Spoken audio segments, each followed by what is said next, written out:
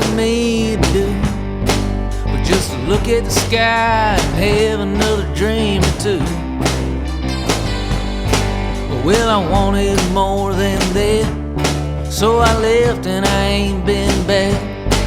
Now it's just some place that I once passed through. But sometimes I get sad and I don't know why.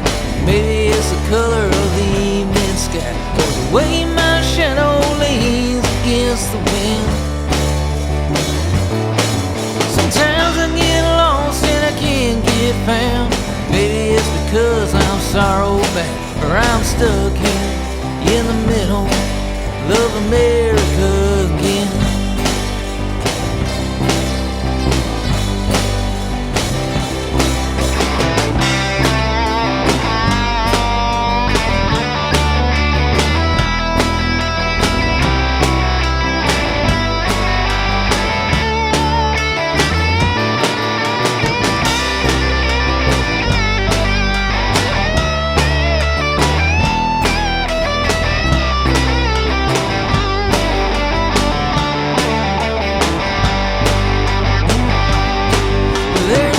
When my guitar sounds just like fire, and there's nights I'm left alone with my desire.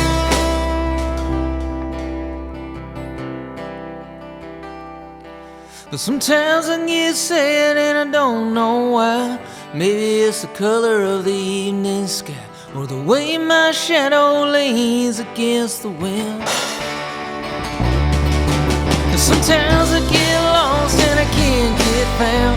Maybe it's because I'm sorrow bound, or I'm stuck here in the middle. Yeah, I'm somewhere in the middle. Lord, I'm stuck here in the middle. Love America again. The whole night again.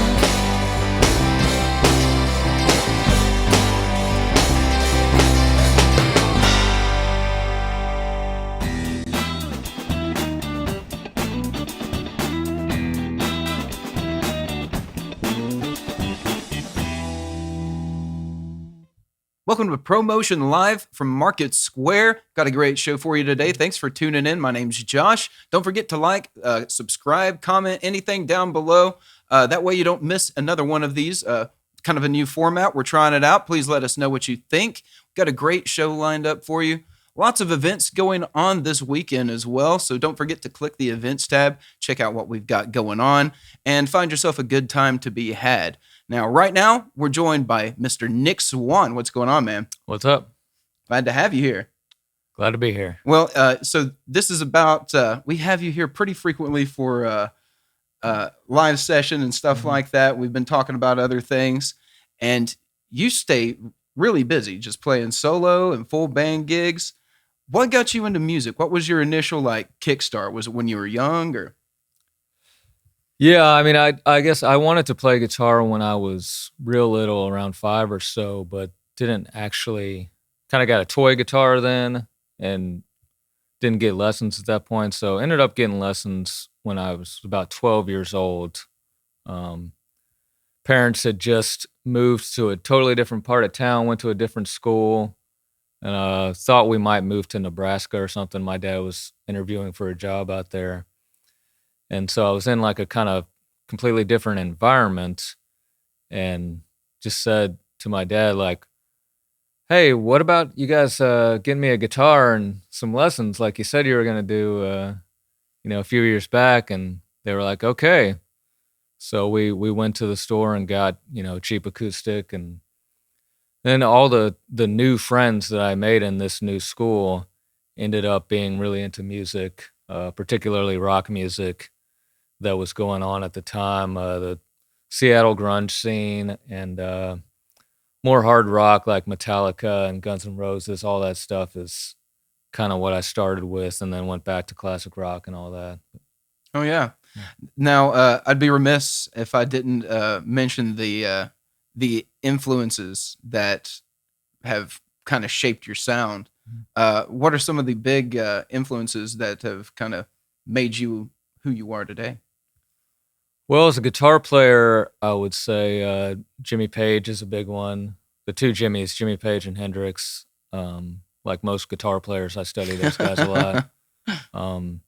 The guitar players of the Allman Brothers Band, Dickie Betts, Dwayne Allman, Warren Haynes, just a ton of classic rock and blues guys. As far as like a singer and a songwriter, say Tom Petty is an obvious one that people mention a lot. There's John Prine, Bruce Springsteen. There's so many, but Right on. that's a good overview. Do you think of yourself as like I know that a lot of those guitarists you mentioned, some of them are real theory hounds, and some of them really could give a crap about theory. Mm-hmm. What's your take on like, or do you labor over every kind of suspended minor or anything like that?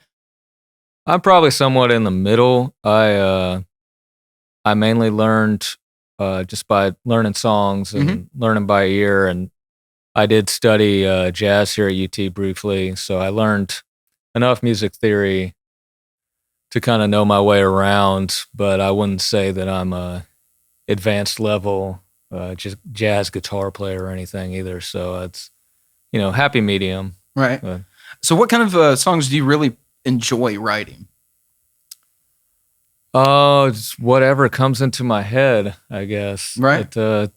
Sometimes I think I'll be going for one thing, like I want to write a blues song, and then, what pops into my head is something like completely different, like an 80s underground punk song or whatever, and I'm like, how did that get there? But it's whatever is, presented to me at the time by the muses or whatever. So, and was it during 2019 or 2020 that you did the album of submissions or requests?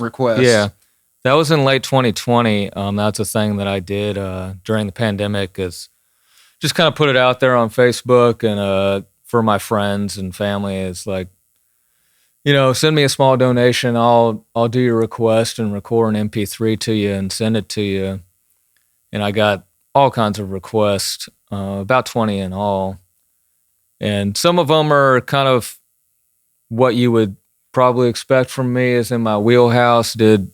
My dad requested Merle Haggard, and got some John Prine and Keb Mo, stuff like that. And then some of them were pretty off the wall for me. My niece requested Billie Eilish, and one of my friends in New York requested PJ Harvey. And oh, cool. So I was like, nice deep cut. Listen to it, and I was like, what am I going to do with this? But then that ended up being one of my favorite ones, because I could really experiment with it.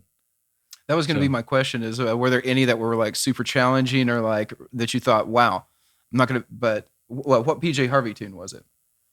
It was called Horses in My Dreams. Wow. Yeah. That's a weird song for sure. It is.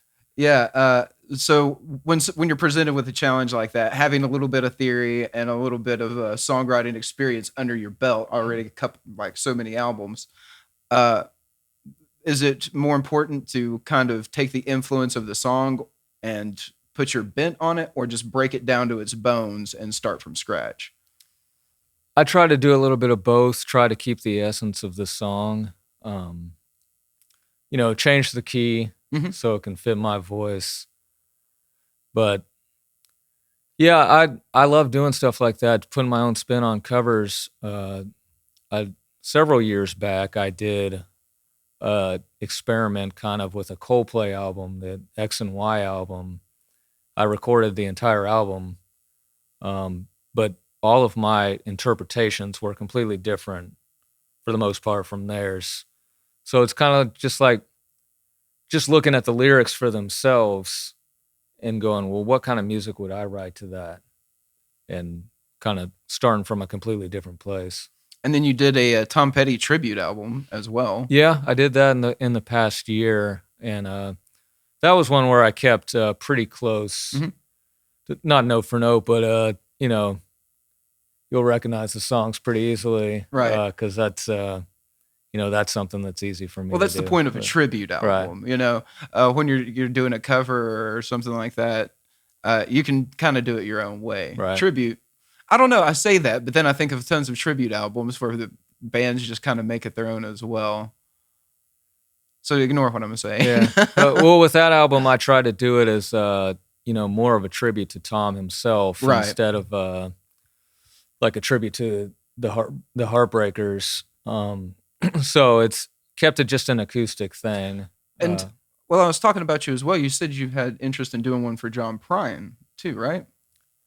Well, I've kind of thought about doing like generally maybe one for like some of my favorite Texas songwriters and stuff like that. There's different tributes I've thought about, like a 90s tribute. And, Right. and- I'd like to hear you do like 90s grunge stuff and just kind of like make it your own. yeah, I'd that's like to hear something some, that like, I've Soundgarden. kind of got on in the back of my mind is something that I got a couple already recorded, but Oh yeah? kind of put away for the future there. Yeah, so. Oh yeah. And I wanted to talk about the track Guitar Man. Mhm. Where did that come from? That's- That's obviously like a very personal song. Yeah, that's just an autobiographical song. I wrote that one probably 10 years ago or so now, when I was living in New York. And I don't know, it just came out as kind of telling my story, like how I started playing and, what the guitar has meant to me, as a musician and as a person, really. Yeah, where Yeah. it took you. Yeah. Because you've been fortunate to tour with some bands as well Mhm. and play with some bigger names. Mhm. So yeah, writing an ode to the instrument that got you there. That's pretty apt. Right. That's pretty appropriate too. So let's listen to the take of Guitar Man that he did from its ProMotion live session. You can check out the full thing on our YouTube page. Right now, it's Nick Swan with Guitar Man.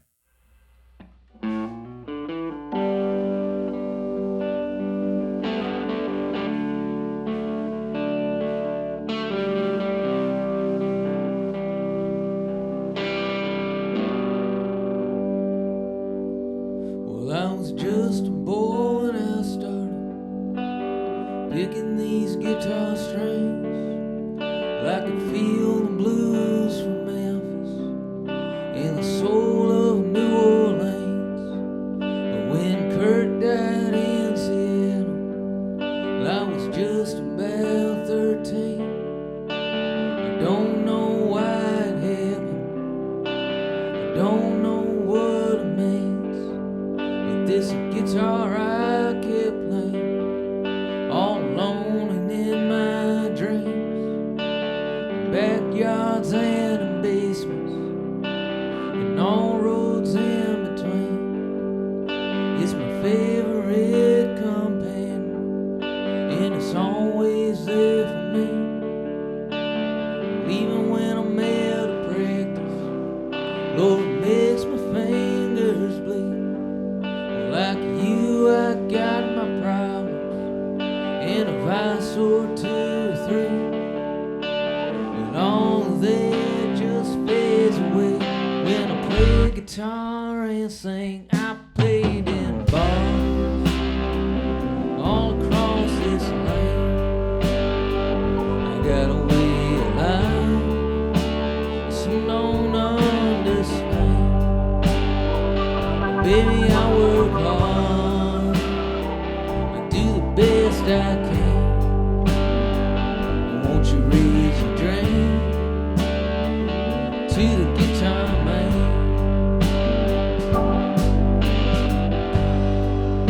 Well, I can still remember seeing Jimmy Page and Robert playing, watching no Dickie Best play the blues in the Allman Brothers band. For me, they were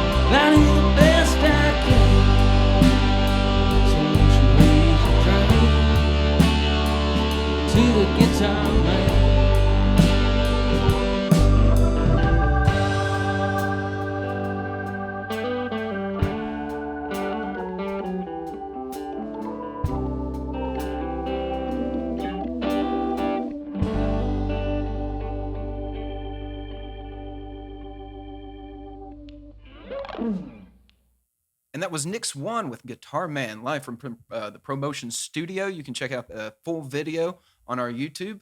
And you've been playing a lot of shows recently, and you've got some great shows coming up. Tomorrow night, you're going to be at Boudica's Celtic Pub up in Gatlinburg. First time there? Yes. Yeah?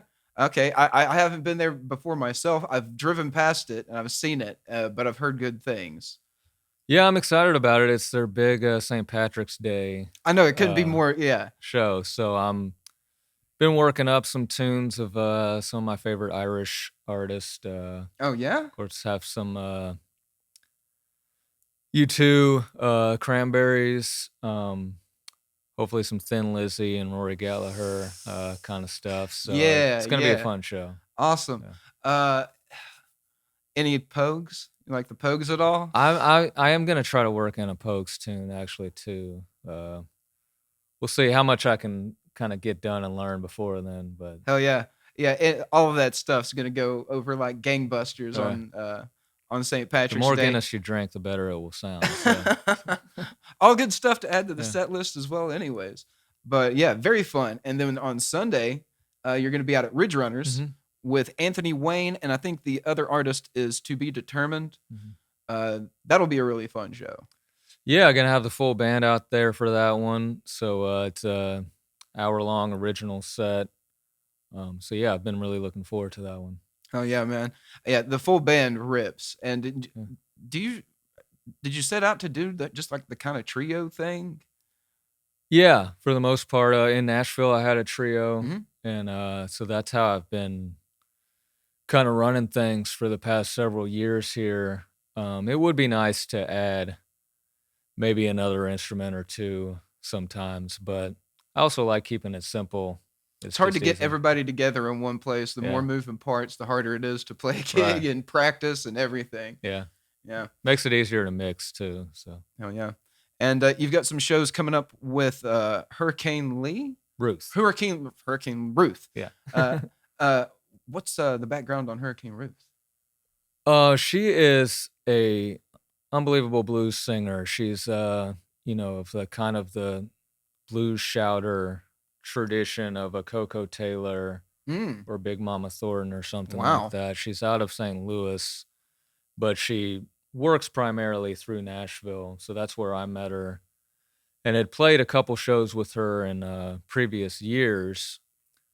Her main guitarist, who had been her guitar player, is a guy named Scott Holt, who was a protege of Buddy Guy's, and he just accepted a position with the band Foghat. So he's going to be on the road with them, so she kind of reached out to me as seeing if I wanted to do some more stuff with her this summer, and I said, yeah, absolutely, because I love playing with her. It's really gives me a chance to stretch out on the guitar, and I love playing the blues. So I'm going to be playing with her starting the beginning of April, doing a run in Alabama, and then she's playing a bigger festival in Memphis called Memphis in May. Yeah, oh wow, very cool. So I'm really looking forward to that. Going to be in the that's blues going to be slammed, man. Nice. I always wanted to do that. I've been to that several times. That's right down there on Bill Street, man. Yeah. Oh yeah. So that'll be awesome, and she's got a few other bigger shows coming up this summer. So, and have some other possible opportunities to work with some artists in Nashville as well that might possibly put me on the road even more. So kind of looking forward to that, but don't want to go into it too much.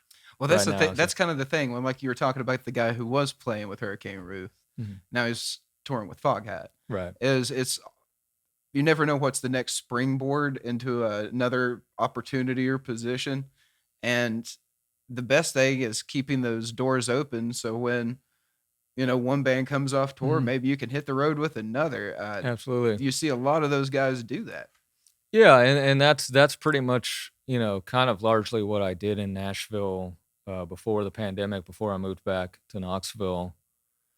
I was, just mainly a lead guitar player for other singers and stuff. So that's something that I can do and I enjoy doing. I've really enjoyed focusing on my own work the past year and doing my own shows primarily, but looking forward to just getting out there and playing the guitar and kind of getting on some bigger stages again as well. So, Doing what you're born to do. mhm. Absolutely. What's the best way for people to find your music and support you? We were talking about this earlier. Well, on Facebook, you can go to Nick Swan Band. That's my page. On Instagram and YouTube, I'm Guitar Swan. Have been on YouTube since the very beginning. So there's hundreds and hundreds of videos to occupy your time there. And as far as like downloads and my whole catalog, it's on Bandcamp at nickswan.bandcamp.com. Yeah, Bandcamp, great way to support. Lots of money goes directly to the artist. And how many albums do you have out? I was looking at them earlier. It's got to be close to 20 or something on Bandcamp. Yeah, I was scrolling down. I was like, yeah. oh, wow, it doesn't stop. Right. That's great, man. Yeah. What does it mean to be that kind of a prolific songwriter? Is that something that's just in you, or is that because you see a lot of people labor over so many albums, it takes them forever to get another song out or anything like that?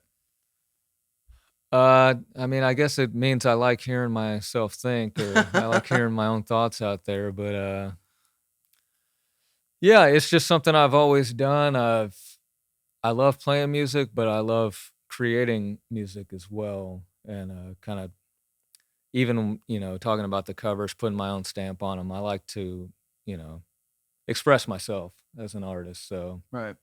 that's what Well, it's all about. if you want to hear his thoughts, go on over to Bandcamp, Nick Swan, and check him out. Plenty of stuff there to occupy your time, like you said. And check him out on YouTube as well. Watch those videos. Go support him live, like we said, tomorrow night, Thursday night, Boudica's Celtic Pub up in Gatlinburg. What time does that start? 7 p.m.? 5. Five. It's going to be a 5 to 8 show. 5 to 8. Yeah. Plenty of time early. You get off work, Yeah. particularly if you're in the area up there. That's where you got to be. Mhm. And Sunday night at Ridge Runners in Oak Ridge, right out there on Warehouse Road. That's from 7 to 10, correct? Yes. And what time do you play? I believe we're closing that night, so All it's right. probably around 9. Wrapping it up at 9 o'clock out there. And that's going to be a great night. We've got Anthony Wayne Vibe and To Be Determined, third artist as well. So get out there and support it. And yeah, thanks for watching. Let us know what you think down in the comments. Like, subscribe, all of that. And don't miss the next ProMotion live from Market Square.